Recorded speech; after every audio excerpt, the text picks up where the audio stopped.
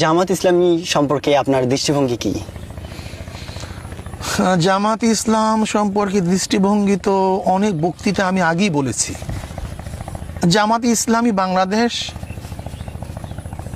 রাজনৈতিক দল, ইসলামের নামে রাজনৈতিক দল, ভালো একটা ইসলামিক নামে রাজনৈতিক দল ছিল।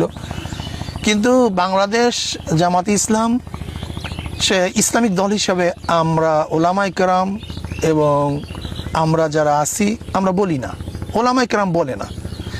শুধু আমাদের দেশে ওলামায়ে কেরাম নয়, এ ব্যাপারে ভারতের ওলামায়ে কেরাম, পাকিস্তানের ওলামায়ে কেরাম তারাও একমত। এখন তো জামাতের মধ্যে লোকেরাও একমত, তারাও তো পুরো জামাত ইসলামের নামই পরিবর্তন করে ফেলছে, সেখানে ইসলামের কোনো নামই থাকবে না, সেইভাবে তারা নাম দিচ্ছে। কাজে এখন তো আর আমাদের দ্বিতীয় বলার কিছু নেই। এই বিষয়ে এই ব্যাপারে আমার বহুত বক্তব্য আছে। আমি মনে করি জামাত ইসলাম বাংলাদেশ রাজনৈতিক একটা দল, সে ইসলামিক কোনো দল না।